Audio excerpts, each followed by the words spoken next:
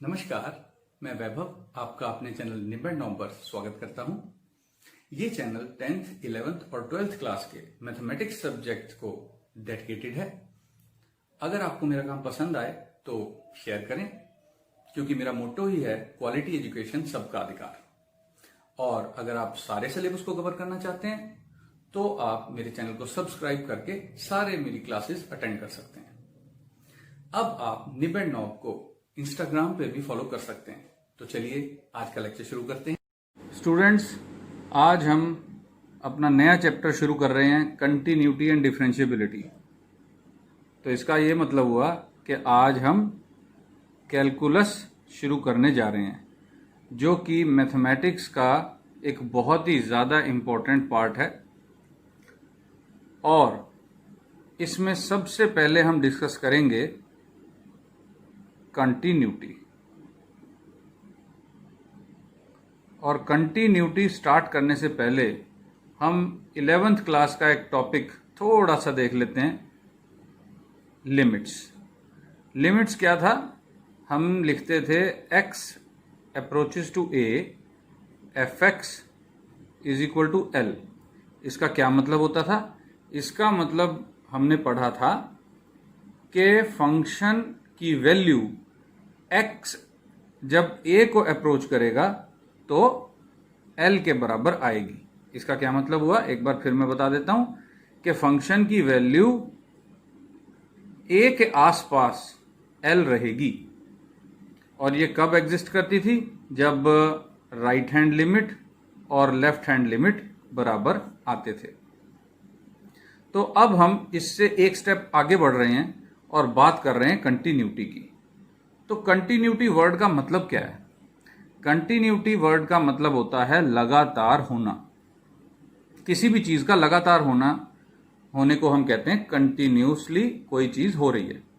तो यहां पे लगातार क्या हो सकता है? सोचो, हम कैलकुलस की बात कर रहे हैं, तो फंक्शन की बात कर रहे हैं। तो कंटिन्यूस क्या हो सकता है? फंक्शन हो सकता है, बिल्कुल ठीक, कंटिन्यूस फंक्शन। लेकिन फंक्शन में क्या चीज कंटिन्यूस है, ये सोचो जरा। फंक्शन की वैल्यूज कंटिन्यूस हैं क्या? फंक्शन को इस तरह कंटिन्यूसली लिख सकते हैं, या क्या हो सकता है कंटिन्यूस? कंटिन्यूटी किस चीज के बारे में? फंक्शन के बारे में तो है, लेकिन फंक्शन की कौन सी चीज? तो यहां पर मैं बताना चाहता हूं कि हम उस फंक्शन को कंटिन्यूस फंक्शन कहते हैं। हम उस फंक्शन को कंटिन्यूस फंक्शन कहते हैं जिसका ग्राफ कंटिन्यूस होता है। जिसका ग्राफ कंटिन्यूस होता है। जैसे एग्जांपल लें, हमने 11th क्लास में पढ़ा है एक ग्राफ। ये y एक्सिस बनाई मैंने, ये x एक्सिस है। एक फंक्शन है y is equal to sine x. एक ग्राफ हमने इसका पढ़ा है। कैसे बनता है वो? ऐसे, तुमको याद होगा। और अभी हमने ये वाला ग्राफ जो है वहां भी बात की थी इस बारे में, इनवर्स ट्रिग्नोमेट्री में भी। अगर इनवर्स ट्रिग्नोमेट्री के डेफिनेशन या इंट्रोडक्शन का वीडियो आप देखोगे तो आपको पता लग जाएगा कि इस सारे ट्रिग्नोमेट्री फंक्शंस के ग्राफ मैंने वहां डिस्कस किए थे। तो यहां पर ये ग्राफ को देखो, मैं बना रहा हूं, तो मुझे पेपर के ऊपर से पेन उठाने की जरूरत नहीं है, मैं लगातार बनाता रह सकता हूं इस तरह से। तो ये कंटिन्यूस फंक्शन हुआ। अच्छा, और कंटिन्यूस फंक्शन कौन सा होगा? देखो, हम एक और कंटिन्यूस फंक्शन बनाते हैं। हाँ, मैं एक और बात बता दूं, कॉस एक्स का ग्राफ भी कंटिन्यूस ही होता है, इसी तरह का होता है। तो और कौन से कंटिन्यूस फंक्शन हो सकते हैं? कंटिन्यूस फंक्शन 11th क्लास में तुमने पढ़ा है पैराबोला।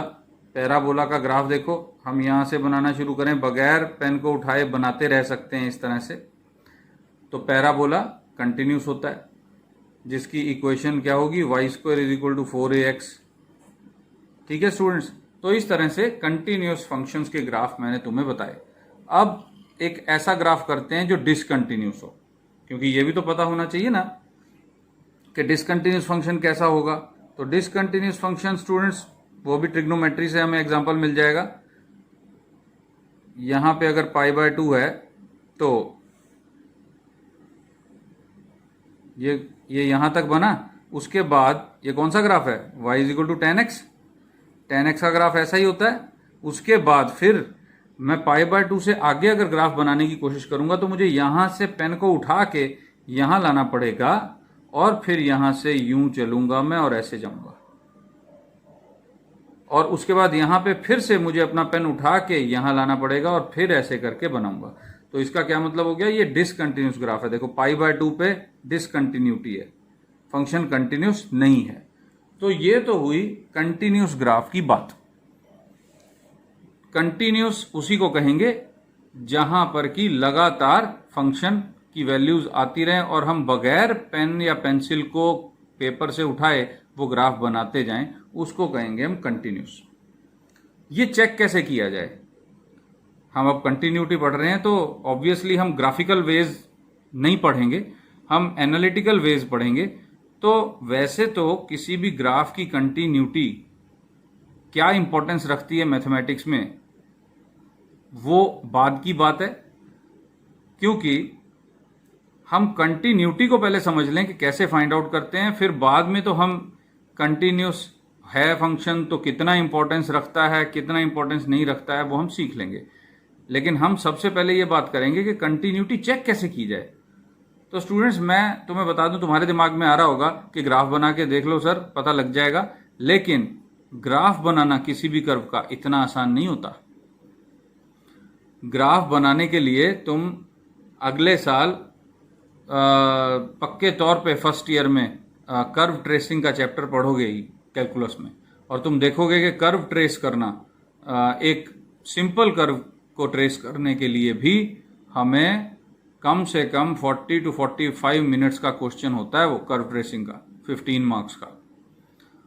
तो उससे हमें पता लग जाता है कि कोई आसान नहीं है ये कर्व ट्रेसिंग। तो कर्व ट्रेस करके, कर्व ट्रेस करना मतलब जो मैंने ये किया, ग्राफ बनाया, इसको कहते हैं कर्व को ट्रेस करना। तो कर्व ट्रेसिंग करना आसान काम नहीं है। तो कैसे पता लगाया जाए कि फंक्शन कंटिन्यूस होगा कि नहीं होगा, इस बारे में जरा सोचते हैं।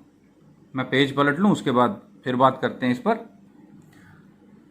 तो अब हम ऐसा करते हैं, एक ग्राफ बना के देखते हैं और कुछ तरीके इवॉल्व करने की कोशिश करते हैं कि किस तरह से हम कंटिन्यूटी को चेक कर सकते हैं किसी ग्राफ की। मान लो साइन कर्व ही है, इस तरह बनी हुई है, हम सिर्फ इतना ले रहे हैं उसका कर्व का हिस्सा बस। अब मैंने सोचा कि मैं इस पॉइंट पर x is equal to a point पर मैं चेक करूंगा कि ये ग्राफ कंटिन्यूस है कि नहीं है। तो कैसे पता लगाया जा सकता है ये, मैं ये देखने में इंटरेस्टेड रहूंगा कि x जब अप्रोच करता है a को नेगेटिव साइड से और x जब अप्रोच करता है a को पॉजिटिव साइड से, तो उसकी वैल्यू में कोई चेंज तो नहीं आता। और तीसरी बात यह कि x इज इक्वल टू ए पर भी बराबर रहती है वैल्यू फंक्शन की, कोई भी फंक्शन है। यानी कि अगर इस ग्राफ को मैं थोड़ा सा और माइक्रोस्कोपिक वे में बनाऊं तो मैं सिर्फ इतना सा पार्ट जो बनाऊंगा, सिर्फ इतना सा पार्ट, यहां से यहां तक, यहां पे x a के बराबर है और इस एरिया में -a माइनस और इस एरिया में a प्लस, इतने से एरिया में। तो मैं अगर ये देखूं कि इस एरिया में, इस एरिया में और यहां पर तीनों जगह वैल्यू बराबर है, तो ये ग्राफ ऑब्वियसली कंटिन्यूस बनेगा, कोई फर्क नहीं पड़ेगा। ये पॉइंट्स जो हैं लगातार बनते चले जाएंगे। एक एग्जांपल ले लें, चलो एक एग्जांपल लेते हैं। तुमने देखा होगा रोड ओवर ब्रिजेस को। रोड ओवर ब्रिजेस जो होते हैं वो कैसे बनना शुरू होते हैं तुम्हें पता है? देखो, अगर मान लो ये हमारी रेलवे की लाइन है, रेलवे ट्रैक है, तो अगर मान लो यहां से एक इस पॉइंट से लेके और इस पॉइंट तक एक रोड ओवर ब्रिज बनाना है इसके ऊपर से, जिसको फ्लाई ओवर भी बोलते हैं। वो कैसे बनाया जाता है? वो इस तरह से बनाया जाता है कि पहले जो रेलवे डिपार्टमेंट है वो यहां पे एक स्लैब डाल देता है। मैं तुम्हें एक बड़ी इंटरेस्टिंग बात बताने वाला हूं, अब सुनना जरा ध्यान से, कि कभी भी देखना, कोई भी अगर तुम्हारा फ्लाईओवर बन रहा होगा तो सबसे पहले बीच में तुम्हें स्लैब पड़ी हुई नजर आएगी जिसके ऊपर रोड बननी है, और फिर इस तरफ से शुरू होगा ब्रिज बनना और इस तरफ से शुरू होगा लगातार, और यहां से पहुंचते पहुंचते और यहां से पहुंचते पहुंचते इस लेवल पे पहुंचेगा। ठीक है स्टूडेंट्स, ऐसे। तो फर्ज करो कि अगर ये जो लेवल है ये थोड़ा सा नीचे इस लेवल पे रह जाए,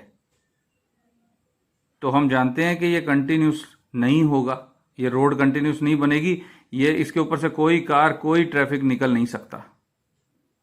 और अगर ये थोड़ा सा ऊपर चला गया इस लेवल तक तब भी गड़बड़ है, इसको तो इसके बिल्कुल बराबर आना ही पड़ेगा। तुम्हें पता है कि बीच में स्लैब क्यों रेलवे वाले डालते हैं?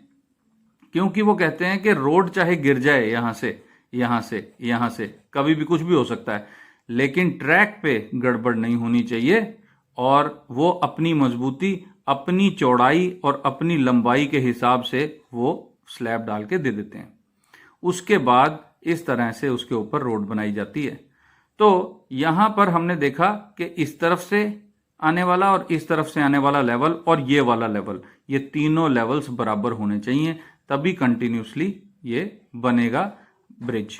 तो बिल्कुल इसी तरह से हम कंटिन्यूटी चेक करते हैं स्टूडेंट्स, कि अगर यहां पे x इज इक्वल टू ए, यहां तक आते आते a माइनस एच है और यहां a प्लस एच है। ऑब्वियसली माइक्रोस्कोपिक व्यू है स्टूडेंट्स, ये बिल्कुल पास हैं। h अप्रोचिंग टू जीरो एक छोटा नंबर है जो कि लिमिट में तुम पढ़ चुके हो।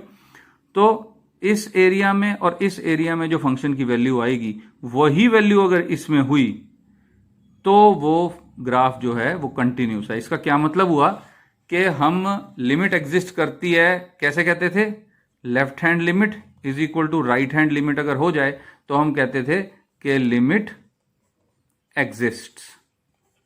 ठीक है स्टूडेंट्स, लिमिट एग्जिस्ट करती है हम कह देते थे, लेकिन लिमिट एग्जिस्ट करने के बावजूद जो कंटिन्यूटी है वो जरूरी नहीं है कि फंक्शन कंटिन्यूस भी हो। उसके लिए हमें एक और चीज देखनी पड़ेगी, left hand limit, right hand limit और फंक्शन की value at x equal to a। ये तीनों वैल्यूज जब बराबर होंगी तब हम कहेंगे कि फंक्शन इज कॉन्टिन्यूस। तो हमने क्वेश्चन कैसे सॉल्व करना है, ऑब्वियसली तुम लिमिट्स को जानते हो, पिछले साल पढ़ी हैं। लेफ्ट हैंड लिमिट कैलकुलेट करेंगे, राइट हैंड लिमिट कैलकुलेट करेंगे और फंक्शन की वैल्यू देखेंगे डायरेक्टली x को a के बराबर पुट करके। अगर तीनों वैल्यूज बराबर आ गई तो हम कहेंगे कि फंक्शन जो है वो कंटिन्यूस है। अगर इनमें से एक भी वैल्यू अनइक्वल रही तो ऑब्वियसली इस ब्रिज की तरह अनइक्वलिटी आ जाएगी लेवल में, तो कंटिन्यूस नहीं हो पाएगा। तो इस तरह से कैलकुलेट करना है हमने। और हम अब तुम देखो कंटिन्यूटी की बात कर रहे हैं सिर्फ एक पॉइंट पे, हम एक पॉइंट पे ही कंटिन्यूटी की बात फिलहाल करेंगे और उसके बाद डिफरेंशिएबिलिटी की भी बात करेंगे। तो ये तो हुई कंटिन्यूटी की बात। अब क्वेश्चन कैसे करने हैं, क्या करने हैं, मैं स्टूडेंट्स तुमको ऑब्वियसली, ये चैप्टर कौन सा है, ये चैप्टर नंबर है 5। तो मैं तुम्हें चैप्टर नंबर 5 की जो एक्सरसाइज 5.1 है उसके वो वाले क्वेश्चन करवाऊंगा जो कि पेपर में या तो 2 मार्क्स के आ सकते हैं या 1 मार्क के आ सकते हैं, क्योंकि 4 मार्क का क्वेश्चन जो है वो डिफरेंशिएबिलिटी में से ही आता है, डेरिवेटिव्स में से ही आता है। कंटिन्यूटी में से आज तक क्वेश्चन जो है वो 4 मार्क्स का तो नहीं आया, क्योंकि ये काफी कुछ लिमिट्स पे डिपेंड करता है जो पिछले साल तुम पढ़ चुके हो। तो डिफरेंशिएबिलिटी जो है उस पे 4 नंबर का क्वेश्चन आया करता है। तो हम मेनली टारगेट करेंगे वो वाले क्वेश्चंस जो 1 मार्क या 2 मार्क में आ सकते हैं। वो एक्सरसाइज के क्वेश्चंस मैं कराऊंगा, क्योंकि हमने तैयारी करनी है बोर्ड की, और उसी के साथ हम अपना कंसेप्ट भी बिल्डअप और करते जाएंगे। तो आई थिंक जो अभी मैंने कंटिन्यूटी की डेफिनेशन दी तुम्हें और ये बताया, ये तुम्हें समझ में आ गया होगा। एक बार फिर बता देता हूं स्टूडेंट्स के कंटिन्यूटी का मतलब है कंटिन्यूस ग्राफ और कुछ नहीं। कंटिन्यूटी का मतलब है कंटिन्यूस ग्राफ, ये पता लगाने का तरीका है कि left hand limit, right hand limit और value of the function at that point, ये तीनों वैल्यूज बराबर हों तो वो कंटिन्यूस होगा फंक्शन। तो कंटिन्यूटी पता लगाने का तरीका है ये। इससे कंटिन्यूटी पता लगती है कि ग्राफ कंटिन्यूस होगा कि नहीं होगा। तो पहला क्वेश्चन देखें एक्सरसाइज 5.1 का। तो ये है एक्सरसाइज 5.1 का पहला question students. Prove that the function f x equal to 5x minus 3 is continuous at x equal to 0, at x is equal to -3 and at x is equal to 5। तो basically ये 3 parts हो गए question के। तो हम कैसे solution start करेंगे? सबसे पहले हम लिखेंगे given f x is equal to 5x minus 3। तो हमने ये लिख लिया। उसके बाद हम सबसे पहले केस लेंगे x इज इक्वल टू 0 का। तो हम लिखेंगे at x equal to 0, left hand limit is equal to, definition तुम्हें पता होगी, पिछले साल तुमने किया है, x approaches to 0 minus f of x। तो इसका क्या मतलब हुआ? इसका मतलब होता है limit h approaches to 0 f of 0 minus h। देखो पिछले साल वैसे किया हुआ है, लेकिन फिर भी मैं एक बार फिर तुम्हें रिवीजन करवा देता हूं कि 0 माइनस का मतलब है कि x अप्रोच कर रहा है 0 को from the left hand side, जहां पर कि नंबर 0 से छोटे हैं, इस तरफ से 0 की तरफ आ रहा है ये। तो ये कहना बिल्कुल उसी तरह है जैसे कि हम कहें कि h एक बहुत ही छोटा नंबर है, 0 के बराबर तकरीबन, लेकिन h पॉजिटिव है। ये याद रखना, हमेशा h पॉजिटिव रहता है कि h 0 को अप्रोच कर रहा है और यहां हमने x की जगह नंबर पुट किया 0 माइनस h। 0 माइनस h जो नंबर है वो ऑब्वियसली 0 से थोड़ा सा छोटा हो जाएगा, तो 0 माइनस वाली बात यहां पे आ जाती है। तो अब हम क्या करेंगे? फंक्शन में x की जगह 0 माइनस h पुट कर देंगे। Limit h approaches to 0, 5 into 0 minus h minus 3। तो लेफ्ट हैंड लिमिट किसके बराबर आ गई? देखो h को 0 पुट कर दो, लिमिट कैलकुलेट तो तुम्हें करनी आती है, आंसर आ गया -3। तो हमने left hand limit x is equal to 0 पे देख ली। अब हम राइट हैंड लिमिट भी देखेंगे।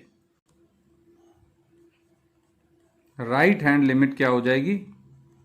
x approaches to 0 plus f x. इसका क्या मतलब हुआ कि x की वैल्यू 0 को अप्रोच कर रही है from the right hand side, जहां पर नंबर 0 से बड़े हैं उस तरफ से x जो है वो 0 के बराबर आने की कोशिश कर रहा है। वैसे एक और बात मैं बता दूं, लिमिट्स में तुमने पढ़ लिया होगा कि इसका मतलब होता है, ये जो हम कहते हैं ना कि x अप्रोचेज टू 0, या कोई भी नंबर है x अप्रोचेज टू 2 मान लो, तो इसका मतलब है कि x belongs to the neighbourhood of 2। x जो है वो नेबरहुड में है 2 के। नेबरहुड का क्या मतलब है? नेबरहुड 2 की नेबरहुड का मतलब है 2 माइनस एच से लेके 2 प्लस एच तक ओपन इंटरवल छोटा सा। तो अब इंटरवल के बारे में भी तुम 11वीं क्लास में पढ़ ही चुके होगे। ओपन इंटरवल में जो एंड पॉइंट्स हैं वो शामिल नहीं होते। तो तुम सोच सकते हो कि कितना छोटा नंबर है ये। इस छोटे से इंटरवल में एक ही नंबर है जो फिक्स है कि होगा ही होगा, और वो है 2। बाकी वो कितनी पास से शुरू हो रहा होगा और कितनी जल्दी वो इंटरवल खत्म हो रहा होगा, इस बारे में कहना जो है वो h पे डिपेंड करता है। जैसे कि हम 1.9 से 2.1 तक चले जाएं, एक नेबरहुड बन गया। फिर और छोटा बना सकते हैं 1.99 से 2.01 तक, और ऐसे ही कितना ही छोटा हम नेबरहुड बना सकते हैं। ये सारे नेबरहुड ही हैं। इसमें सिर्फ एक नंबर फिक्स है जो इसमें होगा ही, और वो होगा 2। इसीलिए ऐसे इंटरवल को बोलते हैं नेबरहुड ऑफ 2। तो ये 2 है तो इसे तुम किसी भी नंबर से रिप्लेस कर सकते हो, a हो सकता है कोई भी, जैसे 0 है तो 0 के नेबरहुड में। तो खैर चलो, हम राइट हैंड लिमिट देख रहे थे, इसी के बारे में बात करते हैं। x अप्रोचेज टू 0 प्लस कहने का वही मतलब है कि अगर हम कहें कि एक बहुत ही छोटा नंबर है h जो 0 को अप्रोच कर रहा है, और फंक्शन x की जगह फंक्शन में मैंने पुट कर दिया 0 प्लस h। अब h 0 प्लस h 0 से बड़ा नंबर होगा। मैंने पहले ही तुम्हें बता दिया है कि h is a compulsive positive number. ये पॉजिटिव नंबर है, ये नेगेटिव नंबर नहीं है, 0 को अप्रोच कर रहा है, तो 0 प्लस एच कितना हो गया, 0 से थोड़ा सा बड़ा ही हो गया। तो इसका मतलब हुआ कि अब हम फंक्शन में वैल्यू पुट करेंगे x की जगह 0 प्लस एच, 5 0 प्लस एच -3। तो लिमिट कैलकुलेट हमें करनी आती ही है, वहां से हमें पता चल गया राइट हैंड लिमिट इज -3। तो राइट हैंड लिमिट -3 के बराबर आ गई, लेफ्ट हैंड लिमिट भी यही आई थी। तो अब क्या रह गया, नाउ f ऑफ 0, फंक्शन की वैल्यू उस पॉइंट पे जिस पे हम लिमिट देख रहे हैं। तो 5 इंटू 0 -3, यहां पे भी -3 आ गई। तो therefore left hand limit is equal to right hand limit is equal to f of x at x is equal to 0। तो therefore f is continuous at x equal to 0। हमें पता लग गया कि फंक्शन 0 पर कंटिन्यूस है क्योंकि ये तीनों वैल्यूज बराबर हैं। देखो स्टूडेंट्स, एक खास बात और बता देता हूं कि fx जो होता है वो फंक्शन नहीं होता, वो फंक्शन की वैल्यू होती है x पर, फंक्शन होता है f। इसलिए यहां fx लिखने का कोई मतलब नहीं है, यहां हम f लिखेंगे। तो हमारा क्वेश्चन था कि हम x इज इक्वल टू 0 पे, x इज इक्वल टू -3 पे, x इज इक्वल टू 5 पर चेक करें कि कंटिन्यूस है फंक्शन के नहीं। तो मैंने 0 पे कैलकुलेट करके दिखाया। बिल्कुल इसी तरह तुमने अगर -3 पे पुट करना कैलकुलेट करना होगा तो यहाँ -3 प्लस लिखोगे, यहाँ पे -3 प्लस एच लिखोगे, यहाँ -3 प्लस एच, तो एच को 0 पुट करके कैलकुलेट कर लोगे। और उसी तरह लेफ्ट हैंड लिमिट भी तुम सॉल्व कर सकते हो, ये तुम अपने आप भी कर सकते हो। तो अब मैं क्वेश्चन ले रहा हूं, देखो कौन सा क्वेश्चन लें, 5.1 का। अगले क्वेश्चन पे जाने से पहले मैं एक जनरल बात बता देता हूं तुमको कि जो पॉलिनोमियल फंक्शंस होते हैं, पॉलिनोमियल फंक्शंस, फिर sine x function, cos x function, log x function और ई पावर एक्स एक्सपोनेंशियल फंक्शन, ये कितने हो गए, 1 2 3 4 और 5। और साथ में तुम कह सकते हो कि कांस्टेंट फंक्शन भी, कांस्टेंट फंक्शन भी कंडीशन के साथ कि एक ही वैल्यू रहे। तो ये 6 टाइप के फंक्शन ऐसे हैं जो ऑलवेज कंटिन्यूस होंगे, ये याद रखो students. Sine x cos x को तो हम जानते ही हैं, लॉग एक्स और ई एक्स का ग्राफ तुम देख सकते हो, कैसे भी तुम कर सकते हो। चलो मैं बता ही देता हूं लॉग एक्स का ग्राफ कैसे बनता है। लॉग एक्स का ग्राफ दरअसल ऐसे बनता है, ये अगर 1 है तो इस तरह से ग्राफ जाता है इसका, ये x की पॉजिटिव वैल्यू के लिए ही डिफाइंड होता है, 1 से निकलता है ये ऐसे 1 और उसके बाद ऐसे बढ़ता जाता है ऐसे, ये 1 है पॉइंट x एक्सिस पे। तो ये नीचे तो जाता है ग्राफ लेकिन y एक्सिस से कभी क्रॉस नहीं करता और ना ही टच करता है। तो इसका क्या मतलब है कि x जैसे जैसे 0 के बराबर आता जाता है वैसे वैसे log x की वैल्यू -∞ की तरफ बढ़ती है। और इसीलिए स्टूडेंट्स log 0 जो है वो एक्चुअली -∞ के बराबर होता है, या कह लो कि नॉट डिफाइंड होता है। तो log में 0 नहीं पुट करते, नॉन जीरो नंबर पुट करते हैं और वो भी पॉजिटिव।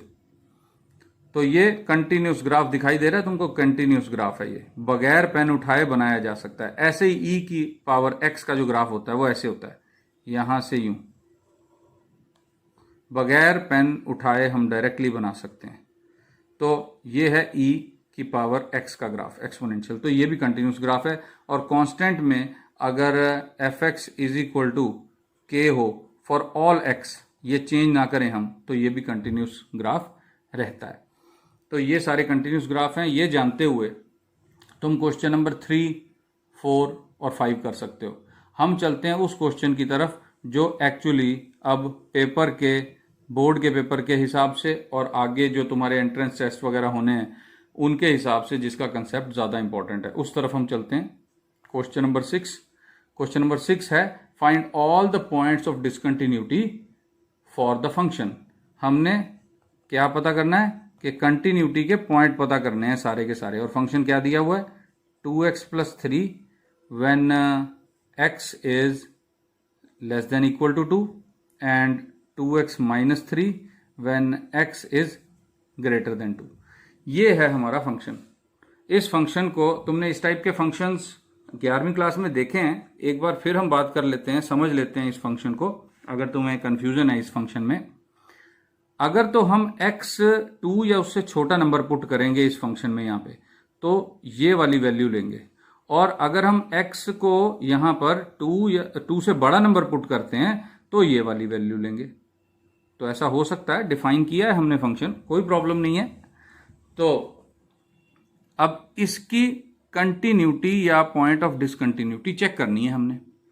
तो तुम देख रहे हो स्टूडेंट्स कि x less than equal to 2 पर ये एक पॉलिनोमियल फंक्शन है। अगर हम देखें पूरी रियल लाइन में 2 यहां पर है, प्लस इन्फिनिटी जा रहा है माइनस इन्फिनिटी, तो 2 से इन्फिनिटी तक, यानी 2 से लेके इन्फिनिटी तक क्लोज इंटरवल, यानी कि 2 x ग्रेटर देन 2 है, ओपन इंटरवल होगा, तो x ग्रेटर देन 2 के लिए 2 से इन्फिनिटी तक ये पॉलिनोमियल फंक्शन है। सिर्फ अगर उधर देखा जाए, तो इस तरफ देखा जाए तो एक पॉलिनोमियल फंक्शन है, तो ये कंटिन्यूस फंक्शन है, मतलब 2 से आगे ये कंटिन्यूस ही रहेगा क्योंकि पॉलिनोमियल हो गया। अब अगर हम माइनस इन्फिनिटी से 2 तक देखें तो फिर ये एक पॉलिनोमियल फंक्शन है, तो 2 से पीछे भी ये कंटिन्यूस ही रहेगा, माइनस इन्फिनिटी से 2 तक भी ये कंटिन्यूस ही रहेगा। तो अब तुम कहोगे सर ये तो कंटिन्यूस हो गया, फिर ठीक है, हो सकता है कि कंटिन्यूस हो, मैं कह रहा हूं हो सकता है कि ये कंटिन्यूस हो, तो इसका मतलब मैं ये भी कह रहा हूं कि हो सकता है कि डिसकंटिन्यूस हो। तो पॉइंट कौन सा बना जहां पे डिसकंटिन्यूटी हो सकती है?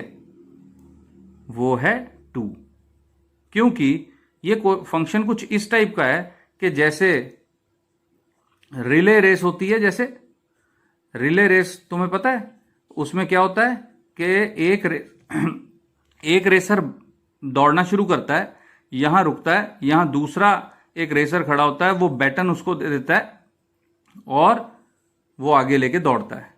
ऐसे 4 बार या 2 बार करते हैं, तो जो टीम फर्स्ट आ जाती है वो जो है वो बैटन को सबसे पहले जो पहुंचा देती है। लेकिन कुछ रास्ते एक प्लेयर दौड़ता है, बैटन को हैंड ओवर किया, फिर अगले रास्ते में अगला प्लेयर दौड़ेगा, फिर ऐसे चेंज होता जाता है। तो ये जो पॉइंट बनता है ये 2 जैसा पॉइंट है, ये 2 जैसा पॉइंट है जहां पर कि बैटन चेंज हो रही है, मतलब वैल्यू फंक्शन की 2x प्लस 3 से 2x माइनस 3 पर जंप कर रही है। तो हो सकता है कि x इज इक्वल टू 2 पर फंक्शन की वैल्यू बराबर ना आए, मतलब अगर 2 से थोड़ा सा पहले देखें, यानी लेफ्ट हैंड लिमिट देखें, फिर राइट हैंड लिमिट देखें, तो क्या पता ये दोनों बराबर ही ना हो। जैसा कि मैंने अभी ब्रिज का एग्जांपल लिया था कि ब्रिज की एक साइड और ब्रिज की दूसरी साइड बराबर लेवल पर आनी चाहिए। किस लेवल पे? जिस पे कि स्लैब रेलवे डिपार्टमेंट ने खड़ी करके दी है। अगर ऊपर नीचे हुई तो गड़बड़ हो जाएगी ना, तो यहां पे कुछ वैसा ही बन रहा है। तो हम कहां चेक करेंगे डिसकंटिन्यूटी? कहां पर हम कंटिन्यूटी के लिए चेकिंग करेंगे अपनी? सिर्फ एक पॉइंट पे, x इज इक्वल टू 2 पे, क्योंकि मैंने तुम्हें अभी जैसे बताया कि पॉलिनोमियल फंक्शन तो कंटिन्यूस होता है। तो अगर हम 2 से छोटी वैल्यूज देखने लगेंगे कंटिन्यूस है, 2 से बड़ी कंटिन्यूस। तो हम क्या कहेंगे? At x is equal to 2 left hand limit is equal to limit, क्या लिखते हैं हम? x approaches to 2 minus fx, ऐसे ही लिखते हैं ना। पिछले एग्जांपल में भी यही किया था, वहां 0 था तो 0 माइनस लिखा था। इसका मतलब है limit h approaches to 0 f of 2 minus h, 2 minus h। तो फंक्शन में हम 2 माइनस h पुट करने जा रहे हैं, तो बताओ जरा 2 माइनस h कहां पुट होगा? यहां पे कि यहां पे?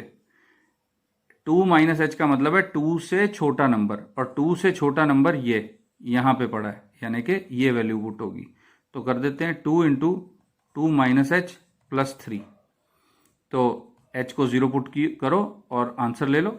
h को 0 पुट करेंगे, क्या आंसर आएगा? h 0 हो गया तो 4 प्लस 3 7। ये आ गया हमारे पास लेफ्ट हैंड लिमिट। अब राइट हैंड लिमिट कैलकुलेट करते हैं। Limit x approaches to 2 plus fx equal to limit h approaches to 0 f of 2 plus h -3। देखो 2 प्लस h, सॉरी -3 नहीं, f ऑफ 2 प्लस h, यानी कि हमने फंक्शन में क्या वैल्यू पुट करनी है, 2 प्लस h पुट करनी है। ठीक है स्टूडेंट्स, और 2 प्लस h कहाँ है, यहां पर x ग्रेटर देन 2, तो 2x -3। तो limit h approaches to 0, 2 into x की जगह 2 प्लस h, -3 आया। तो अब देखो इसकी क्या वैल्यू आएगी, h को 0 पुट किया, 4 -3 यानी 1। तो देखो students, left hand limit 7, right hand limit 1। तो क्या मतलब हुआ इसका, वैल्यू बराबर नहीं आई। तो वैल्यू जब बराबर नहीं आती तो फंक्शन कैसा होता है, बिल्कुल ठीक, डिसकंटिन्यूअस फंक्शन होता है। तो हम कैसे लिखेंगे, हम लिखेंगे which implies left hand limit is not equal to right hand limit. जब यही दोनों बराबर नहीं आई तो हमें वो fx निकालने की जरूरत ही नहीं ना, f ऑफ 2 निकालने की जरूरत ही नहीं है। तो एट x इक्वल टू 2, तो therefore x is equal to 2 is the point of discontinuity of f। Function f के लिए x इज इक्वल टू 2 जो है वो पॉइंट ऑफ डिसकंटिन्यूटी है। तो ये क्वेश्चन हो गया कंप्लीट। तो चलो एक और क्वेश्चन देखते हैं इसके साथ का। तो ये है हमारा question number 7, f x equal to mod x plus 3 when x is less than equal to -3, -2x when x is in between -3 and 3, and 6x plus 2 when x is greater than equal to 3। तो पिछले argument के हिसाब से तुम देख सकते हो कि हमारी जो डिसकंटिन्यूटी के पॉइंट बन रहे हैं वो वही हैं जहां बैटन चेंज हो रही है। बैटन कहाँ चेंज हो रही है, -3 और 3 पर। -3 और 3 दोनों पर ही ब्रेक हो रहा है कि -3 से पहले ये वैल्यू, 3 के बाद ये वैल्यू, 3 से पहले ये वैल्यू और 3 के बाद ये वैल्यू। तो हमें दोनों पॉइंट पर डिसकंटिन्यूटी चेक करनी पड़ेगी। तो हम स्टार्ट करते हैं question. At x equal to -3, at x equal to -3 हमारा लेफ्ट हैंड लिमिट चेक हम करते हैं। Limit x approaches to -3 minus fx is equal to limit h approaches to 0 f of -3 minus h। और फिर left hand limit कितनी बन जाएगी, limit h approaches to 0। देखो -3 माइनस h जो है वो -3 से छोटा नंबर होगा। तो -3 से छोटा नंबर होगा तो वो यहाँ पुट किया जा सकता है, इसका मतलब यहाँ नहीं पुट किया जा सकता। तो कितना आ जाएगा, -3 माइनस h मॉड प्लस 3। अब यहाँ पे अगर तुम h को 0 पुट कर देते हो, h को 0 पुट करो तो ये 3 + 3 हो जाएगा, 6 आ गया। तो लेफ्ट हैंड लिमिट आ गई। अब राइट हैंड लिमिट कैलकुलेट करते हैं। Limit x approaches to -3 plus f of x is equal to limit h approaches to 0 f of -3 plus h is equal to, देखो अब फंक्शन में हमने -3 प्लस h पुट करना है। -3 प्लस h यानी -3 से थोड़ा सा बड़ा नंबर, -3 से थोड़ा सा बड़ा नंबर तो इधर है यानी कि -2x में। तो यहाँ पुट कर देते हैं, यानी कि limit h approaches to 0 -2 into x की जगह -3 प्लस h। तो h को 0 पुट करो, आंसर कितना आ गया, अगेन 6, -2 इंटू -3। तो लेफ्ट हैंड लिमिट और राइट हैंड लिमिट दोनों बराबर आ गई। जब ये दोनों बराबर आ जाएं तो फंक्शन की वैल्यू एट दैट पॉइंट वो भी देखनी चाहिए। तो तुम एफ ऑफ -3 भी चेक करोगे। एफ ऑफ -3 कहाँ पुट किया जा सकता है? देखो इक्वालिटी -3 के साथ यहाँ पर है, यानी कि यहाँ पुट करना है, तो पुट कर देते हैं -3 mod +3 इज इक्वल टू 6। तो ये तो भाई बात बन गई। देखो लेफ्ट हैंड लिमिट भी 6, राइट हैंड लिमिट भी 6 और एफ ऑफ -3 भी 6। हम कहेंगे which implies left hand limit is equal to right hand limit is equal to f of x at x is equal to -3। तो therefore f is continuous at x equal to -3। तो x equal to -3 जो point है वो point of discontinuity नहीं है। तो हमारे लिए ये तो ठीक है कि बैटन जब यहां से यहां पहुंची तो कोई भी फर्क नहीं पड़ा, बराबर लेवल रहा। तो यहां ब्रिज कंप्लीटली ठीक है। अब हम आते हैं 3 पर, यहां पर 6x + 2 पर। तो हम लिखेंगे at x equal to 3। Left hand limit is equal to limit x approaches to 3 minus f of x, यानी कि limit h approaches to 0, f में हमने पुट कर देना है 3 minus h is equal to limit h approaches to 0। अब 3 minus h put करना है इस फंक्शन में। देखो 3 माइनस h पुट करना है, 3 माइनस h यानी 3 से छोटा नंबर, तो यहां पर -2x पुट कर देते हैं। -2 इंटू 3 माइनस h, यहां पर h को 0 पुट किया तो आंसर आ गया -6। और राइट हैंड लिमिट क्या आएगी? Limit x approaches to 3 plus fx, इसका मतलब है limit h approaches to 0 f of 3 plus h is equal to limit h approaches to 0। अब हमने 3 प्लस h पुट करना है, तो फंक्शन को एक बार फिर देखें। 3 प्लस h तो यहां पर है, यहां पर 6x + 2, तो 6x + 2 यहां पुट किया 6x + 2। तो देखो h को 0 पुट किया तो ये 18 + 2 20, तो ये तो फर्क आ गया भाई यहां पर -6 और 20। तो हम क्या कहेंगे? Therefore x is equal to 3 is point of discontinuity. तो हमें पता लग गया कि x इज इक्वल टू 3 जो है वो पॉइंट ऑफ डिसकंटिन्यूटी है। तो चलो एक इंपॉर्टेंट एग्जांपल लेते हैं। जो अगला क्वेश्चन है हमारा वो काफी इंपॉर्टेंट है। तो ये है हमारा 8th question, f(x) equal to mod x upon x when x is not equal to 0 and 0 when x is equal to 0। तो यहाँ पे ऑब्वियसली हमें यही दिखाई दे रहा है कि x इक्वल टू 0 ही है जहां पे प्रॉब्लम है, otherwise x is equal to 0 ना हो तो ये कंटिन्यूस ही रहेगा। तो at x is equal to 0,